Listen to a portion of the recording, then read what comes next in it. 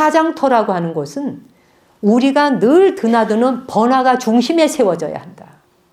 화장터가. 왜? 생사가 둘이 아니기에 언제든 죽을 수 있다라고 하는 걸 기억하고 생각할 수 있을 때 사람의 삶이 어떻게 될까요? 달라지겠죠. 살아있는데 우리가 죽음을 항상 기억해. 그리고 슬픈데 그 슬픔을 기억하고 추모하고 참회를 해. 그 공간이 우리의 생활터전 중심으로 떡 들어왔다. 그럴 때 어떨까? 그걸 쳐다보면서 살아갈 때 오고 가면서 무심해질 수도 있겠지만 알게 모르게 안개, 가랑비에 옷 젖듯이 스며들겠죠. 생활로 들어오면. 삶을 직면하지 않으면 생이 있으면 죽음은 엎을래야 엎을 수 없는 것이다. 얘는 그냥 한 손바닥에 같이 붙은 거야. 이렇게 생각할 때 우리 삶에 필요 없는 욕망을 부리지 않겠죠, 여러분. 이거를 제대로 정면으로 직면하지 않으니까 어떻게 돼?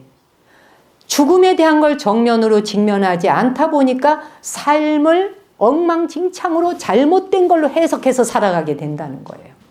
잘못된, 그릇된 생각, 그걸 사견이라 하잖아. 이런 추모의 공간을 세우고 화장터가 우리가 사는 삶의 중심터로 들어오고 매일매일 굴뚝에서 연기가 타서 막 굴뚝에 연기 나가는 걸 매일 볼 수 있다. 저게 바로 내 모습이다. 그런데 무슨 욕심을 대단히 낼 게 있었어요? 뭘 아둥바둥 싸울 일이 있겠습니까, 여러분? 안 그래요? 저기 막 연기가 뻘뻘뻘 지금 나가서 딱 50분 만에 한 줌 재로 딱 나오는데 그러면 머리끝에서 발끝까지 나를 볼 거 아니에요. 지금 이렇게 내가 뻐적뻐적 걸어 다니는데 들어가는 순간 50분에 딱 소나기에 제한덩어리 나오네. 뭐 욕심 부릴 것도 없네. 뭐 아둥바둥 싸울 것도 없네.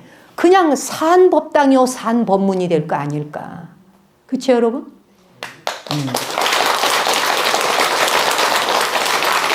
그래서 바로 슬픔이 있는 그 자리에 그 공간을 기억하고 그 공간을 기억하게 될 때 어떻게 된다?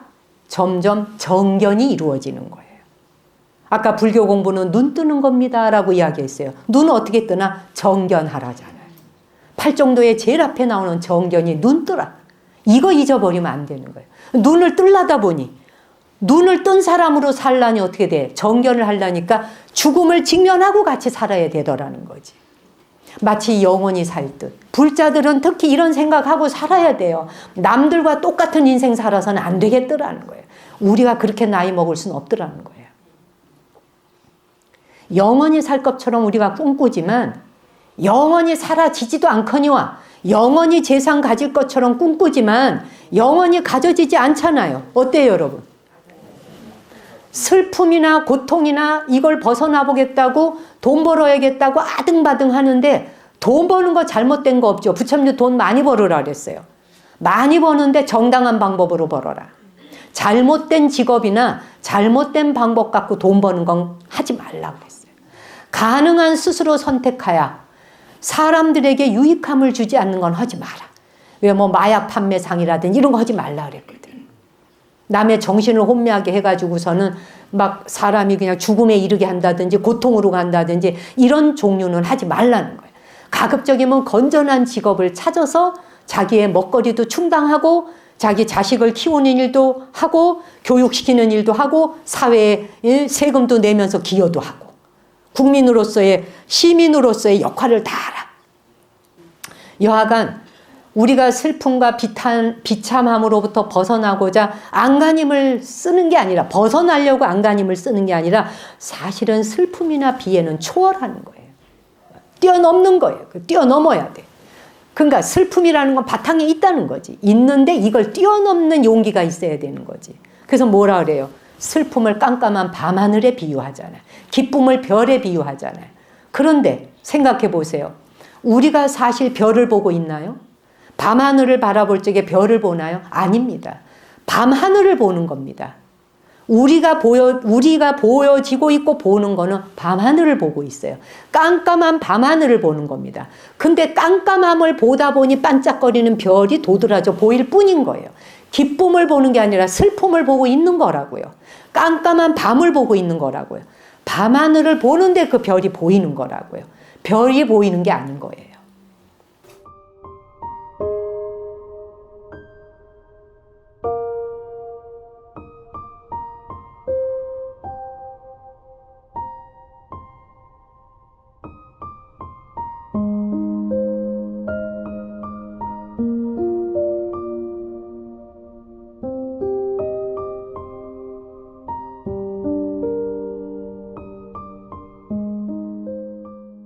내가 뭔가 막 고통과 괴로움이 온다. 고통과 괴로움이 오면은 윤회의 수레바퀴가 돌아가는 중에 내가 한 생에만 살아봤겠어요? 그 누군가가 그러잖아. 뭐 전생 보러 가는 거 많이 하는데 여러분도 혹시 뭐 누가 전생 본다 이러면 혹시 가서 본 적 있어요? 있을 거야 아마. 누가 전생 봐준다 이러면 아마 몰라서 못 갔을 수도 있어요. 누가 전생을 봐주네 그럼 돈을 내고라도 아마 갈 거야. 그 정도로 전생을 궁금해 하시더라고요. 제가 그런 얘기를 했는데 전생을 보면서 궁금해하는데 전생 본다는 사람이 자기에게 이런 말을 해주기를 바래. 당신은 전생에 아일랜드나 어느 국가의 왕이었습니다. 당신은 어느 나라의 왕비였습니다. 어느 나라의 왕자였네 공주였습니다. 거기에 성주였다. 뭐 장군이었다. 뭐 이러기를 바래요. 당신이 어느 집에 거기 하인이었어. 이러면 기분 나빠갖고 우울해져. 지금 자기가 하인이 아닌데 내가 지금 하인이 아닌데 하인이었습니다. 전생에 하인이었는지 아니었는지 알게 뭐요. 이미 한 생이 지나가 버린 건데. 안 그래요? 그래서 그런 생애를 지나다 보면 우리는 스스로 그 전생을 본단답시고 허무맹랑한 것에 매달려가지고 내가 무엇이었으면 좋겠다 이거예요. 아니 전생에 세종대왕이었으면 좋겠고 전생이 사리불존자나 이순신 장군이나 전생에 원효대사였으면 좋겠다. 여러분 그런 일이 가능해요? 안 가능해요. 왜 안 가능할까? 그 사람의 이름으로 개인의 퍼스널리티를 가지고 산 생에는 그 한 번인 거예요. 지금 여러분의 이름과 여러분의 모습을 갖고 사는 건 이번 한 생이에요. 두 번도 이 모습으로 살지 않아요. 변형되고 바뀌어진 모습으로 사라지는 것이지 똑같은 이 모습으로 두 번 산다는 건 있지 않는 거예요. 그렇기 때문에 여러분이 전생에 무엇이었네 어느 왕이었네 그거 다 끝난 거예요. 그렇죠? 끝났어요. 원효대사였다 그래도 끝났어요. 원효대사 한 분으로 신라시대에 끝난 거예요. 아무리 여러분이 상상 속에 나 원효대사로 살아본 생애가 있었으면 좋겠어. 그런데 개인으로서는 그렇게 한 번의 삶인데 범우주적으로 전체적인 우주적 차원에서 볼 땐 우리는 어느 누구의 삶도 안 살아본 삶이 없어요. 다 거쳤고 다 살아봤습니다. 다 살아봤어요. 원효대사,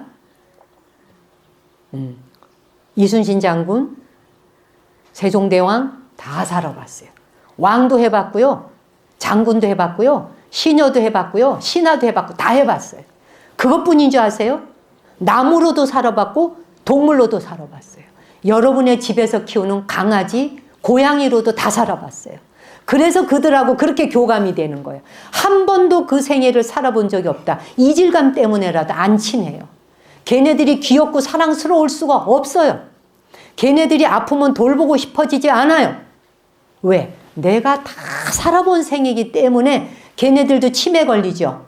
걔네들도 암 걸리죠. 그러면 그냥 안고 병원 가잖아요. 다 살아본 생이기 때문에 그래요. 그렇기 때문에 전생을 궁금해 하실 일 있다 없다? 없다. 확실하게? 없다. 그렇죠. 없다. 이게 바로 정견이에요. 그러니 지나가다 누군가가 행여라도 어느 절에 갔는데 어느 절 스님이 내가 전생 봐줄게 너 보시네. 보시는 하세요. 근데 전생은 보지 마세요. 보시하면 누구에게 좋다? 보시한 자기에게 좋지. 그렇잖아요? 보시 많이 하시면은 결국은 자기 미래세에 다 통장 저축하는 거예요. 자기 주머니에서 나간데 그게 어디로 가겠어요? 지가 다 받는 거지. 우리가 의지에 살고 있는 대지라고 하는 것도 원래 한 덩어리였잖아요. 제일 중요한 건 뭐냐? 해륙, 바다라고 하는 이 해륙은 계속 움직여, 해전은. 가만히 있지 않아. 계속 움직이는 거예요. 유동적이에요. 그래갖고 움직여가면서 대륙과 대륙을 갈랐다 붙였다를 계속해요. 자, 이 말을 드리는 건 우리가 지금 이렇게 의지하고 살아가는 이 땅 또한 만나고 헤어지고 붙었다 떨어졌다를 반복하는데 죽고 사는 문제의 생사 또한 원래는 한 덩어리였다. 본래 한 덩어리였는데 거기서 떨어져 나온 것 같지만 떨어져 나왔다고 내가 동동 뜬 섬이 아니다. 섬도 해저에서는 만난다 안 만난다? 다 만나지지. 그걸 다 기틀로 하고 있잖아요. 그렇죠? 예. 그렇기 때문에 산다 죽었다라고 하는 것이 그렇게 고통스럽고 슬퍼하는 일이 아니다. 그렇죠? 결국 헤어졌으면 어떻게 돼요? 또 만나지는 거지. 안 그래요? 헤어지면 또 만나지는 거예요. 그래서 자기 자신에게 뭔가 생애 고통스러운 슬픈 소식을 들었다 해도 우리 가장 고통스러운 슬픈 소식이 뭘까? 거의 크게 나누는 두 덩어리가 있을 거예요. 자기가 가장 사랑하는 분이 돌아가셨을 때, 가장 사랑하는 가족이 내 앞에, 특히 그게 자식이 죽었을 때, 이럴 때 이 고통 말할 수 없죠. 그렇죠? 그 다음에 또 하나는 뭐가 있을까? 병원에 갔는데 난데없이 어디 뭐가 잡혀서 갔는데 암이 돼. 근데 암이 돼서 수술하면 초기에 발견했다면 그나마 희망이 있다 생각하는데 뭐예요? 말기암이래. 그래서 살 날이 얼마 안 남았대. 이러면 청천벽력 같은 소리가 들리죠. 근데 이제 오늘부터 말이야 우리 생각을 바꾸자는 거야. 그 올리버 섹스라고 하는 유명한 영국의 그 신경의학자 의사가 있는데 이분이 그 의사이기도 하거니와 나이 들면서 이제 고맙습니다라는 책을 썼어요.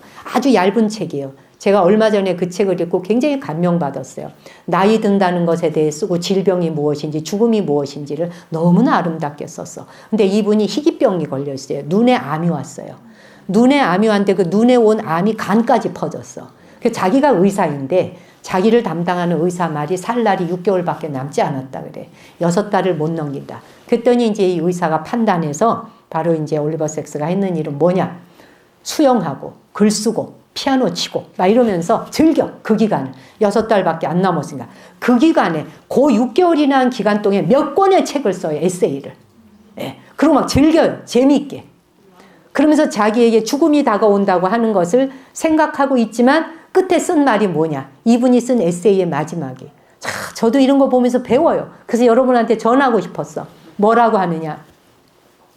나의 생애라는 글을 써요. 예. 그 암 선고를 받고 나의 생애.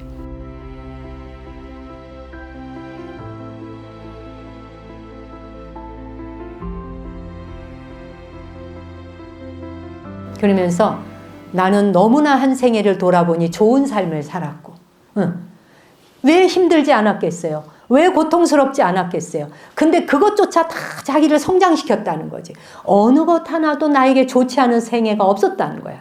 너무나 내 생애는 좋은 삶을 살았고 그리고 한없이 내가 지나온 모든 삶에 대해서 한없이 감사한다. 이게 자기 생애의 마지막 쓴 글이에요. 여기 와 계시는 여러분에게 암 선고가 내려지고 죽을 날이 가까웠다라고 말할 때 그 고통 때문에 슬픔 때문에 기운 빠져서 살 거예요? 아니면 이렇게 전 생애가 고마웠어라는 글 한 줄 쓰실래요? 어떨 것 같아요? 고마웠다라고 한 줄 쓸 수 있는 마음이 지금부터 일어날 수 있겠죠. 이제부터 하면 되잖아요. 여태까지 안 했다 해도. 그렇죠? 지금부터 하면 되는 거예요. 그래서 이제 끝으로 정리하자면 얼마 전에 제가 보니까 그 고3 수험생들이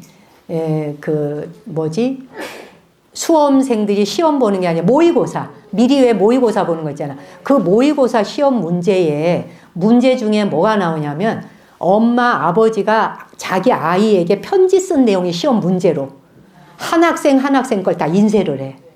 전부 인쇄를 해서 부모님이 좀 시험 문제를 쭉쭉쭉 넘기다 보면 중간에 엄마가 예를 들어 이름이 희주다, 딸이 그럼 희주야. 뭐 이러고 아들이 뭐 영석이다, 영석아. 뭐 이런 식으로 이름을 부르면서 쓴 편지를 인쇄소에서 하나하나를 다 각각의 아이에게 맞춰서 다 프린트를 해. 그래서 그게 시험 문제로 쫙 놓아줘. 그리고 이제 시험을 쳐. 그 이제 애들은 전혀 모르지. 그래서 이제 시험을 치고 있다가 자기 부모가 갑자기 쓴 편지가 나타나. 그러니까 애들이 자기 이름이 쓰여진 걸 보는 순간 눈물을 막 펑펑펑 흘리는 거야. 그냥 눈물을 펑펑 쏟아내면서 막 어떻게 할 줄을 모르고 그 중에 한 학생은 대성통곡을 하고 결국은 시험지를 놓고 밖으로 나가 복도 밖으로. 화장실에 가서 막 막 이러고 울어. 막 여기 가슴이 그냥 막 맺혀 있던 게. 그러면서 자기 혼자 고독하게 혼자 씨름하고 사는 줄 알았대. 근데 아버지가 이렇게 나를 생각해주고 있었구나. 내가 혼자가 아니었네. 라는 생각이 있다면서 막 눈물을 흘리는 거야. 그리고 그 시험지를 받아본 아이들은 다 울어대는 거야. 그 엄마 아버지의 편지 한 줄을 보고. 그리고 그 편지를 읽은 뒤에 당신의 감상과 소감을 쓰세요가 시험 문제야. 네, 그랬더니 거기에 애들이 뭐라고 썼냐면 너무 감동했어요. 정말 모든 게 감사해요. 이렇게 썼어요. 제가 그래요. 오늘 여러분께 드리고 싶은 말씀은 부처님 오신 날도 가까워오고 우리 모두가 등불을 밝힙니다. 우리의 마음에 등불을 밝히는 일, 누구나 슬프고 고통스러울 수 있는 일 한두 가지쯤은 있지만 그리고 또 각 지역이 겪은 아픔과 고통이 있어서 쓰라린 피해 역사가 있지만 그럼에도 불구하고 우리는 등불을 밝혀야 하고 우리가 마음에 밝힌 등불 하나가 곧 미래 새 차세대 아이들에게까지 등불을 밝히는 그런 서원을 담은 등불이어야 할 것이다. 그래서 그러한 등불을 밝힌 마음에 지극히 고맙고 감사하는 마음이 담기면 그것이 바로 그 자리가 법당이여 성지다. 그렇잖아요.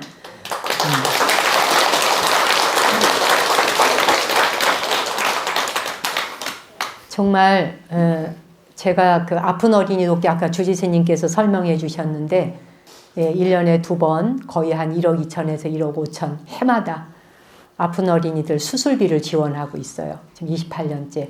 절에 들어오는 십시일반 뭐 5천 원, 만 원부터 모아가지고 모인 돈을 갖고 한 번도 우리는 IMF 때도 타인을 돕는 이 성금이 줄어들어 본 적이 없어요. 언제나 그 살기 어려운 때도 언제나 남을 돕는 이런 성금은 항상 들어왔어요. 놀라워요. 기독교인도 있고 천주교인도 있어요. 불자만 있지 않아요. 중요한 사실은 여기에 후원하는 사람들 중에 제 얼굴을 보지 않고 그냥 후원한 사람이 3분의 1이 넘어요. 그냥 믿고 보내시는 거예요. 그런데 그 작은 사랑이라는 걸 통해서 도움을 받았던 백혈병 어린이가 초등학교 때 백혈병이 발발해가지고 우리에게 2번을 후원받았는데 그 2번 후원받았던 지명이라고 하는 아이가 이제 완쾌가 됐어요. 완쾌된 뒤에 시험을 쳐갖고 2019학년도에 만점을 받았습니다. 만점을 받아가지고 그 아이는 아파서 백혈병을 치르느라고 6년간 학교 생활을 못했어요. 병원에서 공부했어요. 병원에서 그냥 보면서 친구들 노트 보며 공부하고 이러면서 선생님이 시키는 대로 했대요. 의사 선생님이 먹으라는 대로 약 먹고 먹기 싫어도 먹고 주사 맞을 때 너무 기분 나쁘지만 참아냈고 이것이 나를 살리는 길이다라고 생각했대요. 그 조그만한 아이가 그런 생각하면서 자기의 병을 이겨냈다고 하는 것이 너무나 위대하잖아요. 예, 그러는데 그 아이가 만점을 받고 그 다음에 서울대학교 의대에 수석 합격을 했어요. 네, 그리고 지금 의사가 되는 길 공부를 하고 있어요. 여러분, 저는 바로 이런 아이를 바라보면 자기의 고통과 슬픔을 우리 아까 베를린에 그 추모비를 세웠다고 하듯이 자기의 아픈 질병의 이 몸뚱이 위에 스스로 자기가 자기를 위안하는 등불을 밝혀내잖아요. 그러고는 그 힘든 순간을 이겨내고 스스로 만점 받고 서울대 수석 합격하고 의사의 길을 가면서 자기와 같이 아픈 아이들을 돌보는 의사가 되겠노라라고 서원 세우는 우리 여기 계시는 여러 불자님들 모두가 다 부처님에게 그지없이 감사하다면 그지없이 고맙다면 등불 밝히는 마음에 나도 내 마음의 무지를 거두어내는 등불을 밝히리라. 그리고 내가 슬픔과 원한을 이 안에 꼭꼭 가둬두고 원망심을 가지고 사는 인간이 아니라 그것을 기억하고 잊지 않되 항상 참회하는 사람으로 살겠다. 왜? 어느 생애에선가 내가 저 사람에게 그렇게 아픔과 고통을 주었을 수도 있다라고 하는 한 생각으로 돌이켜본다면 내 마음에 등불이 환하게 켜질 거 아니에요. 그 자리가 바로 법당이요 성지이고 그 마음을 갖는 찰나가 정견이다. 오늘 법문 마치겠습니다.